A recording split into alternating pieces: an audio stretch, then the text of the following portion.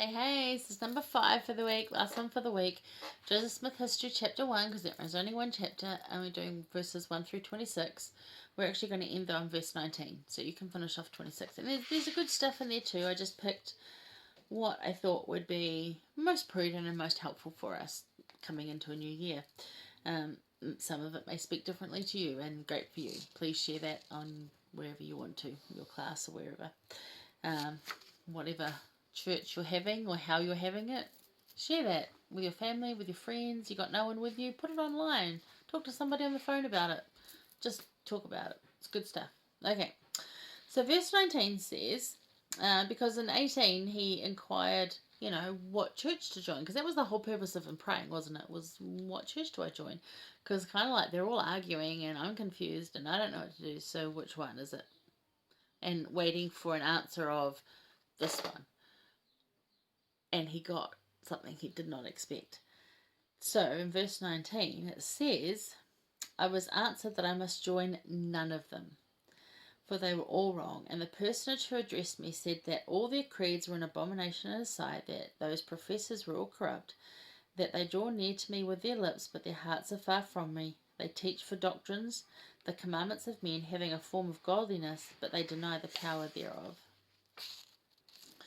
So, we were talking last week about, all churches can have truth and all of them have men and women of God in them. But in this instance, where he was talking, these particular churches that were in the surrounding area were ones that were drawing near to me with their lips, but their hearts were far from me. They were doing it for, fame, fortune, money. They were doing it for accolades. They weren't doing it for the right reasons. So Jesus Christ said, no, none of them. Don't do any of them. Don't join any of them. So it's also interesting to know here that, let's change books over. The Lord answers prayers little bit by little bit.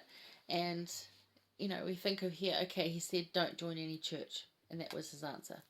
And then he went away. I went, okay, all right, you keep reading on, because he encounters his mum and his mum's worried about him, his mums do. And he just says, all is well enough. Kind of like, oh my gosh, what I just saw. I'm just like trying to digest that and think, ooh, because I know I would be. I'd be like, David come in the door and be like, you're right. And I'm like, uh-huh, yeah. Can I think about that? But I just wanted to point out before we get to that point about prayers being answered, not what we expect, because he was expecting an answer of a specific church and got told none of them. So it's not what he expected. The Lord also at that point didn't say, oh, okay, but you're going to have to do, you're going to have visits from an angel called Moroni, and he's going to talk to you about gold plates. You're going to have to translate those, organize a church, get baptized people, build temples. You're going to get persecuted, and you're going to have to leave your homes behind several times, and then eventually you're going to die young. Did he say that? No, because prayers get answered and revelation comes bit by bit. And it was a tragic story of the whole thing, but, I think Joseph Smith knew that by the time he got to Carthage, that's what was going to happen. However, when we get revelation, we don't see the whole picture. We're not told all that for good reason. I think for some of the things that have happened to me, if I was told the whole thing, I would have run for the hills. And I think a lot of us would. Whereas actually we're quite capable of it if we do it bit by bit. If we're able to just focus on it a little bit at a time. So at that point, the answer was, don't join any of the churches. Okay, I can do that, he says, and off he goes. And not even knowing if something's going to come later, right? So, answers to prayers are often not what we expect. Being that he knows infinitely more than we do, Heavenly Father, that is, the answers and pathways we are led to are often nothing we envisioned, because what we see is completely different to what he sees. He sees like the Matrix, right? Yeah. Have you seen that movie? He just sees it all. It's all there. Whereas we have such a limited scope. So, be open to possibilities. Don't limit your answers by closing your mind to things you can't see. So, when you're asking for stuff, in your prayers. Don't limit it by asking for less or asking for subpar, Go high. There's no harm in going high. No harm in asking for better. No harm in asking for the best. I'm not saying you're going to get it, but there's no harm in asking.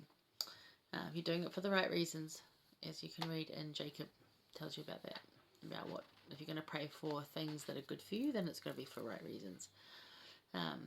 But if you're in pain and you want the pain gone, don't just say, oh, please take some of it away so I can get through the day. No, go high. Please take all this pain away so I can skip down the road. Probably not going to happen, but you never know. So don't close your mind because you can't see the possibility. Just because you can't see it doesn't mean it's not possible. Aim high. Okay. Last quote is from Elder David A. Bednar. Very blurry on my computer screen there. And he said, every sincere prayer is heard and answered by our Heavenly Father, but the answers we receive may not be what we expect or come to us when we want or in the way we anticipate. And often prayers can come to us in ways that we never would have thought of.